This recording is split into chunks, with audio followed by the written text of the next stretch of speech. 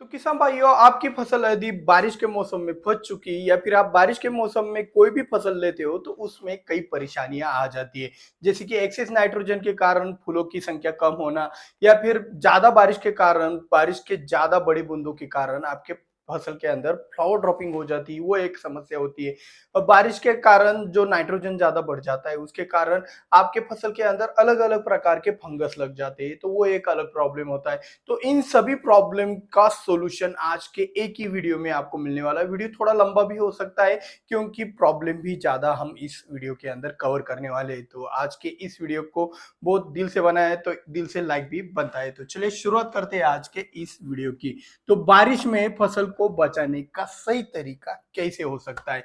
तो जो हमारी फसल होती है, आपने देखा है कि फसल के अंदर एक सिंपल वाला स्ट्रक्चर होता है, पत्तियां होती है और पत्तियों के अंदर हमें जगह जगह पे फूल फल दिखाई देते हैं। तो ये जो स्ट्रक्चर होता है, इस स्ट्रक्चर के अंदर हमें कई परेशानियां बारिश की वजह से आ जाती है। हालांकि बारिश का एक प्लस पॉइंट भी है। प्लस पॉइंट क्या है कि बारिश के मौसम में ही हमें सबसे ज्यादा उपज भी मिलती है और बारिश के मौसम में ही सबसे ज्यादा स्ट्रगल भी करना पड़ता है। कैसे? तो सबसे पहली जो समस्या आती है कि हमारे बारिश के मौसम के अंदर जो अलग अलग प्रकार के लेट ब्लाइट हो गया, डाउनी मिल्ड्यू हो गया, ऐसे फंगस लगते हैं, बैक्टीरियल ब्लाइट हो गया, ऐसे जो फंगस लगते हैं, इन फंगस के जो भी एक फंजीसाइड बैक्टीरियासाइड का खर्चा है वो बहुत ज्यादा है। तो यहाँ पे हम फंगस लिख लेते हैं, ठीक है। दूसरा एक आपका जो है फूलों का गिरना, जो बारिश की बूंदे होती है उन फूलों के गिरने के ऊपर भी हम एक कुछ आपको बताएंगे कि बारिश के मौसम में आपको कैसे बचना है, ठीक है। तीसरा एक पॉइंट बनता है कि जो जमीन के अंदर वाटर लॉगिंग कंडीशन बन जाती है बारिश के मौसम के अंदर, उसके कारण क्या होता है, एक तो न्यूट्रिएंट का अपटेक, वाटर लॉगिंग कंडीशन के अंदर न्यूट्रिएंट का अपटेक कम हो जाता है और साथ ही साथ न्यूट्रिएंट के अपटेक के साथ साथ आपके फसल के जड़ों के अंदर अलग अलग प्रकार का डायबैक हो गया, विल्ट हो गया, इस प्रकार का फंगस भी लग जाता है, वो भी अलग से समस्या आता है। तो इतनी सारी समस्या बारिश के मौसम में आती है। तो भाई, हमारा चैनल समस्या के ऊपर हल देने वाला है तो समस्या के ऊपर ही बोलने वाले हैं हम। तो इन सभी समस्याओं के ऊपर एक एक करके हल अगर आपको चाहिए तो सबसे पहले हम शुरुआत करते हैं फंगस से। तो फंगस, आपके फसल के अंदर कौन कौन सा फंगस लग सकता है? तो एक लेड ब्लाइट लग सकता है। लेड ब्लाइट के साथ साथ डाउनी, डाउनी के साथ आपका बैक्टीरियल ब्लाइट लग सकता है, ठीक है। तो अभी लेड ब्लाइट और आपका डाउनी मिल्ड्यू, इन दोनों का जो भी एक दवाइया है, वो दोनों की दवाइयाँ सेम है। मतलब आप डाउनी मिल्ड्यू की भी दवाइयाँ डालते हो ना आपके फसल के अंदर, वो लेड ब्लाइट के ऊपर कार्य करती है, या फिर लेड ब्लाइट की दवाई डालते हो तो वो डाउनी मिल्ड्यू के ऊपर कार्य करता है। तो उसका तो खर्चा कॉमन हो जाता है, लेकिन खर्चा कॉमन होने से यहाँ पे फायदा नहीं है, क्योंकि डाउनी मिल्ड्यू या फिर लेड ब्लाइट वाली जो दवाइयाँ मार्केट में मिलती है उनका खर्चा, मतलब सबसे महंगे वाले फंजीसाइड तो वही होते हैं। तो कौन कौन से प्रकार का फंजीसाइड होते हैं जो कि आपकी लेड ब्लाइट और डाउनी मिल्ड्यू से आपको बचाते हैं? तो सबसे पहला और मेरा फेवरेट जैम्प्रो, 200 लीटर पानी के लिए 200 ml लेना है। उस इस डोज के हिसाब से अगर आप प्रिवेंटिव के तौर पर रोग आने से पहले, इंफेक्शन होने से पहले अगर छिड़काव करते हो तो 10 दिनों के लिए आपको बहुत ही अच्छा प्रोटेक्शन मिल जाता है। फिर आता है आपका एलेट। एलेट भी आपको पता है कितना अच्छी तरीके से कार्य करता है। एलेट के बाद आता है करजेट। करजेट का ही घटक होता है आपके इक्वेशन प्रो के अंदर। तो इक्वेशन प्रो भी मेरा फेवरेट है। करजेट और इक्वेशन प्रो, जैसे कि हमने बताया ना, एक्रोबैट और एलियट, आप प्रिवेंटिव तौर पर, मतलब रोग आने से पहले, इंफेक्शन होने से पहले लेड ब्लाइट और डाउनी मिल्ड्यू के लिए कार्य कर सकता है। लेकिन अभी इंफेक्शन हो चुका है, सेकेंडरी इंफेक्शन के स्टेज में है आपका लेड ब्लाइट और डाउनी मिल्ड्यू, तो ऐसे सेकेंडरी इंफेक्शन को निकालने के लिए आपका साइमोक्सेनिल नामक कंटेंट बहुत ही अच्छी तरीके से काम करता है। तो उसके लिए हमारा साइमोक्सेनिल किस किस के अंदर आता है? तो करजेट और इक्वेशन प्रो के अंदर आता है। उसके बाद अगर हमारे थर्ड स्टेज चालू हो गया हमारा लेड ब्लाइट का और डाउनी मिल्ड्यू का, तो इनके सिम्टम वगैरह इसके ऊपर डिटेल में वीडियो बन चुका है। मैं यहाँ पे शॉर्ट में, क्योंकि हमें बहुत सारे पॉइंट भी कवर करने हैं। तो ये जो थर्ड स्टेज चालू हो गया, मतलब थर्ड स्टेज कब समझते हैं? जब आपको आंखों से फंगस दिखाई दे तो उसे हम थर्ड स्टेज कहते हैं। तो ऐसे में इरेडिकेटिव एक्शन डाउनी मिल्ड्यू और लेड ब्लाइट का किसके अंदर है? तो वो है मेलोडियो के अंदर। तो मेलोडियो के अंदर एप्रो हेलिकार्ब आता है, तो उसका भी इस्तेमाल आप कर सकते हो थर्ड स्टेज के अंदर। धनुका कंपनी का एक किरारी करके एक फंजीसाइड आता है, उसका भी आप इस्तेमाल थर्ड स्टेज के अंदर कर सकते हो। एक बायर कंपनी का सेक्टिन आता है, सेक्टिन के साथ कॉपर का स्प्रे करते हो तो भी बहुत अच्छा रिजल्ट मिलता है थर्ड स्टेज में डाउनी मिल्ड्यू और लेड ब्लाइट के लिए। तो आपको यहाँ पे एक बात ध्यान में रखनी कि फंगस का एक बार अटैक होने के बाद हम उसको जड़ से खत्म नहीं कर सकते, हम उसको सिर्फ एक जगह पे दबा के रख सकते हैं और दबा के रखने का खर्चा बहुत ज्यादा है। इसीलिए आपका प्रिवेंटिव के तौर पर जो भी आप कार्य करते हो आपके फसल के अंदर, वो ज्यादा से ज्यादा अच्छा होना चाहिए। अभी इसके बाद आता है बैक्टीरियल ब्लाइट। अभी बैक्टीरियल ब्लाइट की पहचान थोड़ी सी मुश्किल है, क्योंकि लेड ब्लाइट और आपका बैक्टीरियल ब्लाइट के अंदर दोनों में ज्यादा फर्क नहीं है, क्योंकि लेड ब्लाइट के जो भी पत्तियों के ऊपर धब्बे होते हैं वो बड़े बड़े आकार के 2 या 3 धब्बे मिल जाते हैं आपको लेड ब्लाइट के आपके पत्तियों के ऊपर, या फिर आपकी जो डंठल या फिर आपका जो भी स्टेम है वो काला पड़ जाता है, वो लेड ब्लाइट की सूचना होती है। तो साथ ही साथ अभी हम पहचानेंगे कैसे कि हमारे फसल के अंदर लेड ब्लाइट आया है या फिर बैक्टीरियल ब्लाइट आया है। तो बैक्टीरियल ब्लाइट के जो भी एक स्पॉट होते हैं ना, वो एकदम बारीक बारीक बारीक बारीक आकार के काले रंग के होते हैं, पिन के आकार के, बहुत ज्यादा संख्या में होते हैं। तो बारीक बारीक आकार के आपको काले रंग की स्पॉट दिखाई दे तो आप समझ जाना कि आपके फसल के अंदर बैक्टीरियल ब्लाइट आ गया है। तो अभी फंगस को मारने के लिए फंजीसाइड का इस्तेमाल करते हैं, तो बैक्टीरिया को मारने के लिए बैक्टीरिया साइड का इस्तेमाल करना पड़ेगा। तो कौन कौन से बैक्टीरिया साइड अच्छे माने जाते हैं? तो सबसे बेस्ट और फेवरेट मेरा कॉपर है। तो कॉपर अगर आपका फ्लावरिंग स्टेज में जाता है तो फ्लावर ड्रॉपिंग करता है, तो यहाँ पे हमने सबसे बढ़िया तरीके से एक उपाय ढूंढ निकाला है। हमने निकाला है कि लिक्विड बोर्डेक्स मिक्सचर का अगर आप फ्लावरिंग स्टेज के अंदर भी छिड़काव करते तो उससे फ्लावर ड्रॉपिंग होता नहीं है।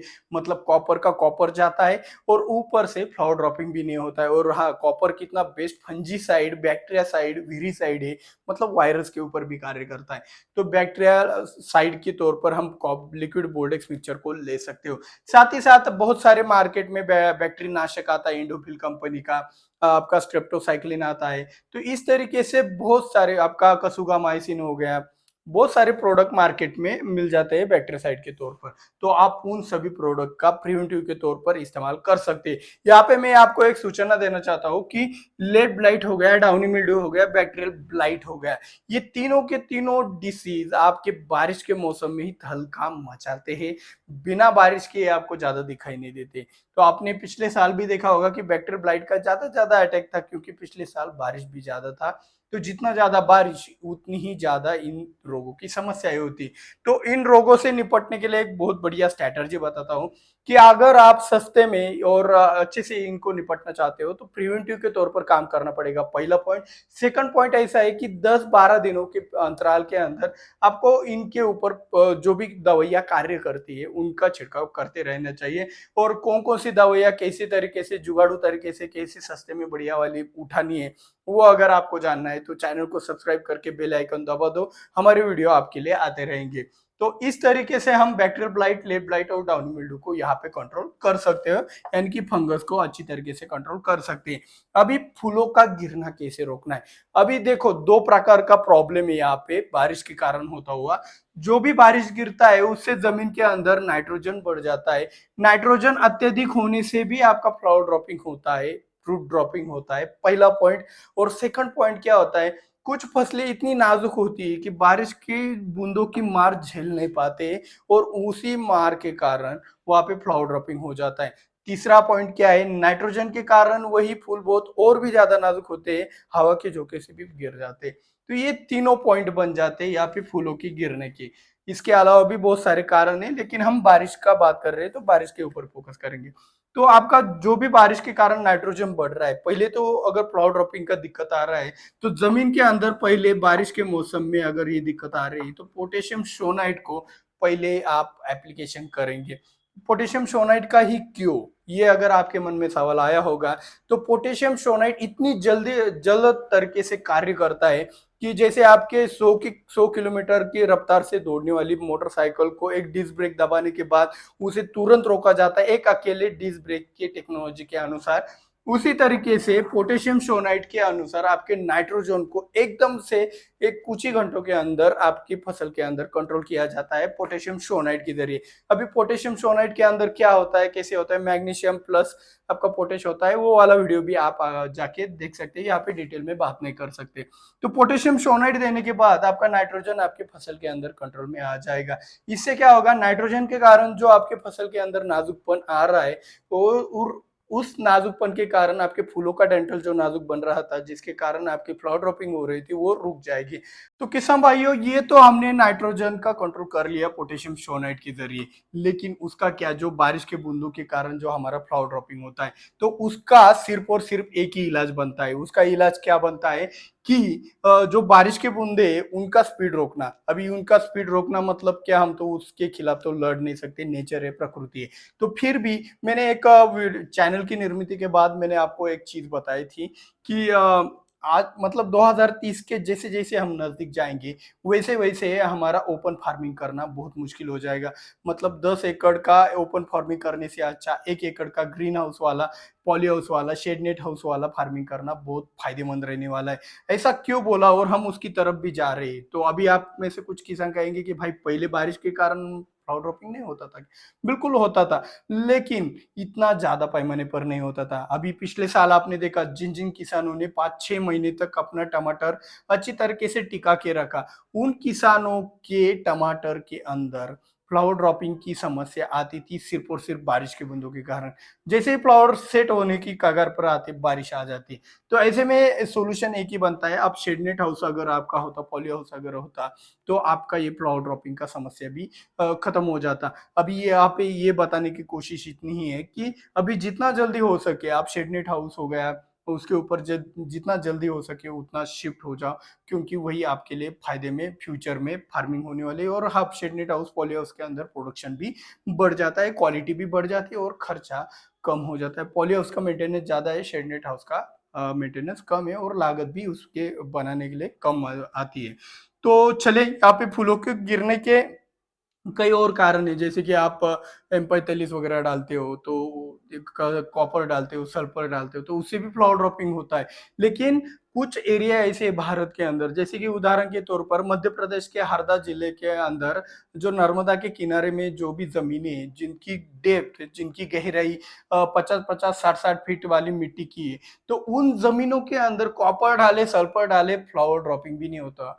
क्योंकि जानबूझकर भी डाला तो भी नहीं होता। क्यों नहीं होता पता है क्या? इसके पीछे भी साइंटिफिक रीजन ये है कि उन जमीनों के अंदर इतना गहराई के कारण जो पोटेश, कैल्शियम की अवेलेबिलिटी वो ज्यादा होने के कारण, ऊपर से आपने जानबूझकर भी डाला तो फ्लावर ड्रॉपिंग नहीं होता है। ऐसे बहुत सारे विषय जो आप अगर फूलों को गिरने से रिलेटेड हो बनते हैं। तो अगर आप इसके ऊपर डिटेल में वीडियो जानना चाहते हो, तो भाई 2000 लाइक का टारगेट है, आप कंप्लीट कर दीजिए। इसके ऊपर एक और अच्छा शानदार वीडियो आ जाएगा। एक वीडियो बन चुका है, फूलों को गिरने से कैसे रोके। लेकिन एक सेकंड अपडेट गहरे में गोता लगा लगा कर बताएंगे कि आपको कैसे फूलों को गिरने से रोकना है, बहुत ही डिटेल में समझाएंगे। तो उसके लिए 2000 लाइक का टारगेट है, ज्यादा से ज्यादा शेयर करो। कुछ पाने के लिए कुछ तो मेहनत करना पड़ता है। तो यहाँ पे तो हम पैसे नहीं मांग रहे। तो सबसे नेक्स्ट वाली बात, वाटर लॉगिंग कंडीशन के कारण होने वाला दिक्कत बारिश के मौसम में। तो बारिश के मौसम में क्या होता है, ज्यादा से ज्यादा बारिश के कारण आपकी जो भी जड़ें, उन जड़ों के अंदर आपका पानी भर जाता है। तो पानी भरने के कारण आपकी फसल अच्छी तरीके से बढ़ नहीं पाती। और आपको पता है कि फसल का जड़ों का अच्छे से विकास होने के लिए 50% पानी, 50% हवा होना बहुत जरूरी है। लेकिन अभी आप कहोगे कि सर जी फिर तो वो आपका हाइड्रोपोनिक में कैसे चलता है? तो हाइड्रोपोनिक का सिस्टम थोड़ा अलग होता है। उसमें कुछ प्रतिशत हवा में आपकी जड़ें रहती है और कुछ प्रतिशत जमीन के आपके पानी के अंदर रहती है। तो और हाँ, एक दूसरा बात, उसका पानी क्रिस्टल क्लियर होता है, उसके अंदर कोई फंगस नहीं होता। बारिश के पानी के अंदर आपको पता है जमीन के अंदर आते ही फंगस बढ़ जाता है। तो इसी के कारणवश आपका व्हील डायबैक जैसा फंगस लग जाता है। तो वाटर लॉगिंग कंडीशन से बचने के लिए आप जितना ज्यादा हो सके उतना ज्यादा बेड का हाइट बढ़ा लीजिएगा, पहला पॉइंट। दूसरा पॉइंट ये बन जाता है कि कुछ किसान ऐसे होंगे जिनके जमीन के अंदर बहुत ज्यादा मात्रा में पानी पकड़ने की क्षमता है, हाई वाटर होल्डिंग कैपेसिटी, चुनखड़ी वाली जमीन, उनको भी ऐसी सेंसिटिव क्रॉप करने की इच्छा होती है, लेकिन वो कर नहीं पाते, क्योंकि उनको पता है हम लगा देंगे तो विल डाई बैक ही खा जाएगा, हमारे पास कुछ नहीं बचेगा। लेकिन उन किसानों के पास के भी एक सॉल्यूशन बनता है हमारी तरफ से आपके लिए गिफ्ट समझ लो। तो ऐसे किसानों को भी अगर ऐसे सेंसिटिव क्रॉप करने हैं, तो उन किसानों को एक ही बात बोलूँगा कि भाई बेड तो ऊँचा तो आप बना लेंगे, लेकिन फिर भी आपकी ज़मीन के अंदर ये कंडीशन तैयार होने वाली है। तो वापसा कंडीशन बरकरार रखने के लिए आप क्या कर सकते हो, आपके इस बेड के अंदर ज़्यादा से ज़्यादा अगर आप कोकोपीट डालकर अगर फसल लगाओगे, तो भाई जड़ों का विकास कितना शानदार होता है। जब आप नर्सरी से जो ट्रे के अंदर जो जड़ों का विकास देखते हैं, उसी तरीके से आपके फसल के अंदर रहेगा। कोकोपीट सस्ता भी है, ऑर्गेनिक भी है और बहुत ही अच्छी तरीके से कार्य भी करता है। तो इस तरीके से आप अपने हाई वाटर होल्डिंग कैपेसिटी वाली ज़मीन के अंदर भी इस तरीके से पौधों का विकास कर सकते हो। तो वाटर लॉगिंग कंडीशन को रोकने के कई सारे इलाज भी हो सकते हैं। आप अपनी तरफ से भी बता सकते हो कि सर जी मैंने इस तरीके का जुगाड़ लगाया और मेरे ज़मीन के अंदर वाटर लॉगिंग कंडीशन को रोक दिया। ये सभी पॉइंट्स मैंने शॉर्ट में बताया क्योंकि ये वीडियो बहुत ही लंबा हो जाता। तो शॉर्ट में बताने का कारण यही है कि एक बेसिक जानकारी तो मिले, बाद में हम गहरे में गोता ज़रूर लगाएँगे। तो फूलों को गिरने से कैसे रोकें, इसके ऊपर एक डिटेल में वीडियो बन चुका है। अगर आपको देखना है तो यहाँ पे क्लिक कर सकते हैं और गहरे में देखना है तो 2000 लाइक का टारगेट है, कंप्लीट करा दीजिएगा। मिलते हैं अगले वीडियो में। जय जवान, जय किसान।